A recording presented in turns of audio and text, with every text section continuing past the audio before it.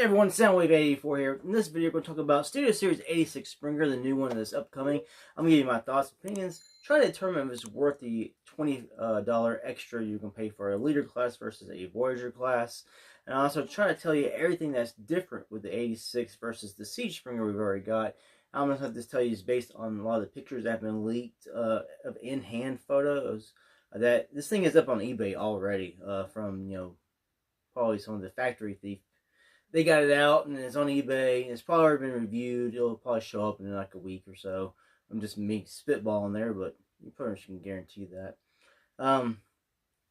Based on the pictures from Transmimi and Poketechnic from eBay, they have the new Studio Series 86 on there. I've studied the pictures. I want to try to let you know exactly what's changed with this figure.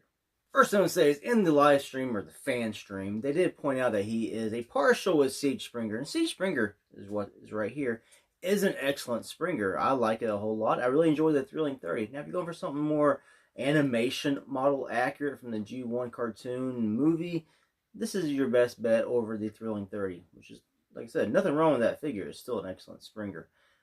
But this one here is closer to that already, but now they have updated it and brought it into Studio Series 86 and changed some things around to make it fit better. I'm going to take the figure, we're going to figure out what's different and what's staying.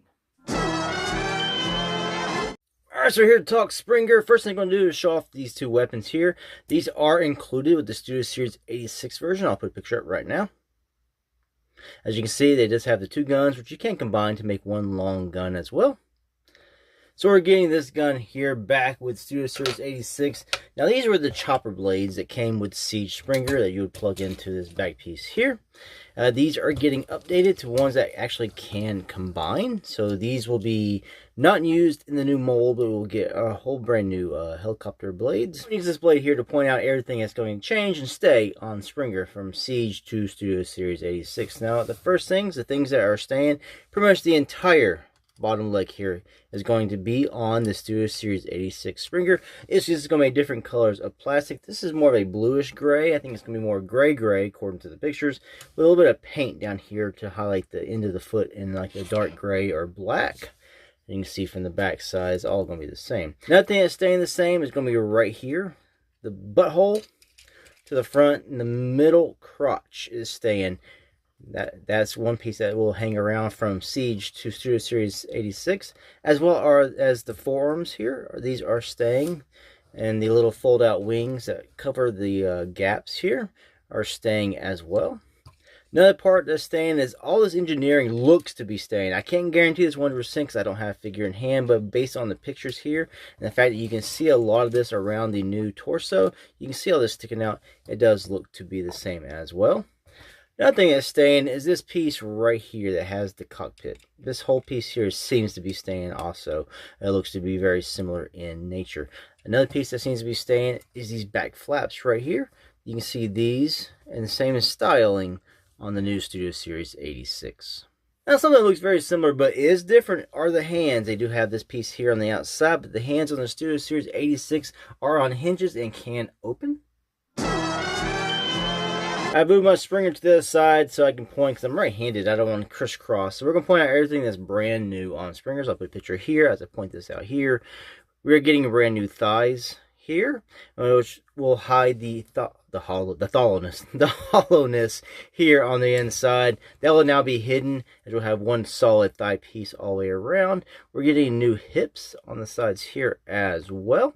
Now the little joint on the inside here might stay. Right here where the legs move.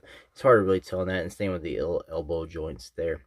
Now moving up, this little piece here, the entire torso piece is going to be brand new. We're getting a whole new chest and a new abdomen as well, as you can see here. The new Studio Series 86 will have a more defined grille, a taller torso. It looks to be a little bit thinner, but this one's actually pretty thin. I think because that one's just longer, it looks thinner.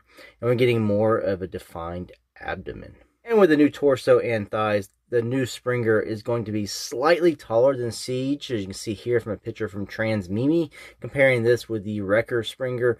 I won't say a quarter of an inch, but that's probably a bit too tall, a bit too high. I'm over guessing there, but it's just slightly taller than the Siege Springer. Another thing they are changing, of course, are the shoulder pads here in the front. Now, the back flap is staying, but the front part here is a whole new mold. You can see there, especially here on the front side. And the fact with the articulation, you can now, and pictures there, the figure, the arms can come out with the tire. There's more separation with the shoulder pad and the bicep here.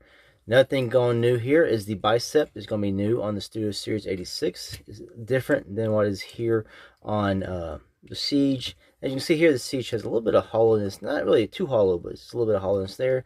The new Studio Series 86 is not. It's solid all the way around, or at least appears to be solid all the way around.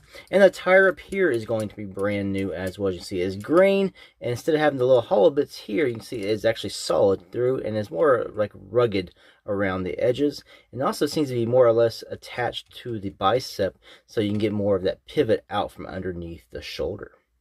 Another thing that's new is going to be this back piece right here. This piece always irks me on this figure because I try to pick them up and I just want to hold them on the back. That does not tab in very well. I doubt the new one will either, but we get a new back piece here, new turtle shell. It's going to have the things on the sides that can fold. You can see there's a hinge there.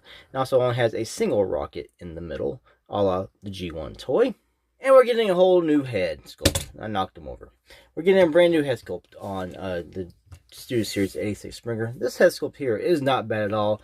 But we can see he doesn't really have a happy face. He's more serious or sour looking. We're getting a little grin from the Studio Series 86. And that's probably because of the scene when he says his famous line, "I got better things to do tonight than die," and he's loading that missile in. He has a little grin on his face. The new head sculpt does have a screw in the back, whereas this one does not. It just pops on and off a ball joint. But the new one will have a screw, so it's easier to remove. Well, I did my best here to highlight what is staying the same from Siege to Studio Series 86 and what is changing from Siege to Studio Series 86. Of course, we're getting new accessories as well. We're getting the missile. Too bad Hasbro didn't feel the need to paint this, so it's just bland and gray plastic. But it seems to be something simple enough that we could do it ourselves with a paint marker. Also getting new rotor blades, like I said, that will combine. We're getting a new movie-accurate sword, the one that he used on Junkion to battle Retgar. Also getting a new blaster, a little more accurate for Springer. Plus we're getting a Wrecker hammer. Yeah, I've seen a lot of people complain about why the hammer, because he didn't have it in the movie. But hey, it's an extra accessory you can actually give to some other figures. And they did hint that could be used for a future figure. Alright, so that's all the differences and similarities there. And new accessories coming with the Studio Series 86 Springer. Now, is this worth the price increase? That's up to you. Now, ever since this was revealed, eBay is now flooded with Siege Springers. I went and looked before I made this video. We have some that are still sealed in box, and we have some that are not. So, you know, people saw that as like, I'm going to sell this and get some money to put towards a future purchase of the Studio Series 86 Springer. Now, you can get a used Siege Springer for around 20 to 30 bucks on eBay. You can also get one sealed in the box for around $40, $30 to $40 now. And there's still some people asking $280 for a sealed Siege Springer.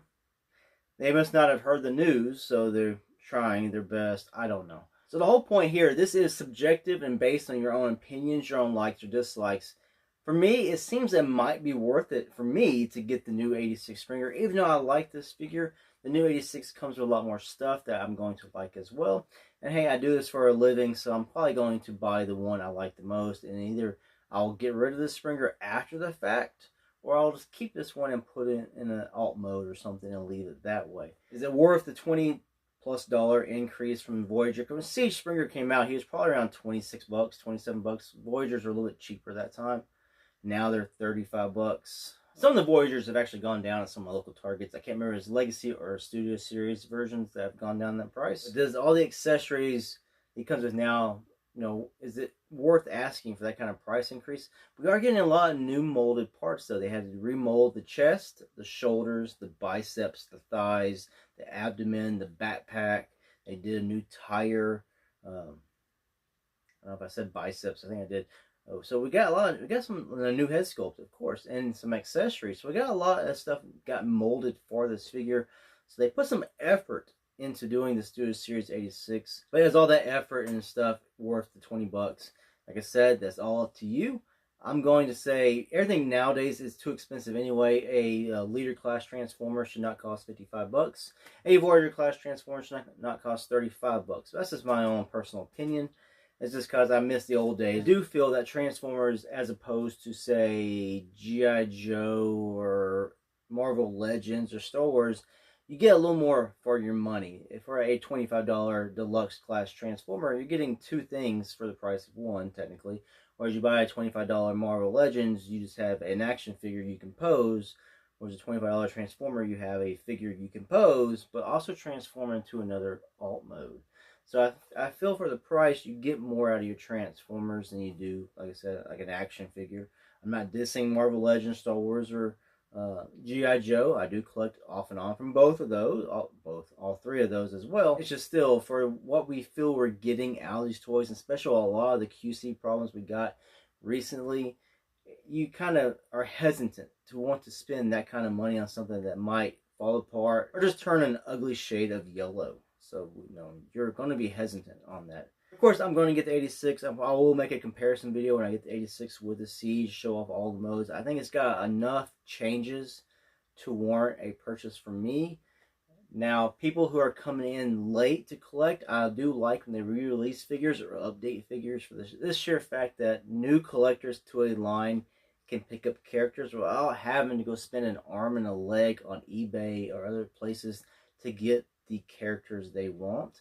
I know people call it the late tax, but that's why I like package refreshes, especially of characters that were hard to come by.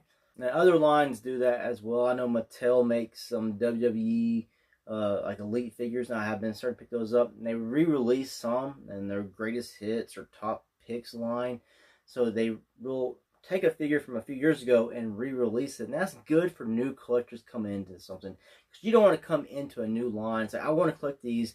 Where's my Springer? Oh, he's $100 on eBay. Why? And that can deter new fans, new collectors, and whatnot. You just got to think back to G1. If you're alive during G1, those toys were on the shelves for mostly 2 years. Not all of them, but most of them were hanging around for 2 years. What came out in '84 was re-released in '85. A lot of things that came out in '85 were re-released in '86, '86 to '87.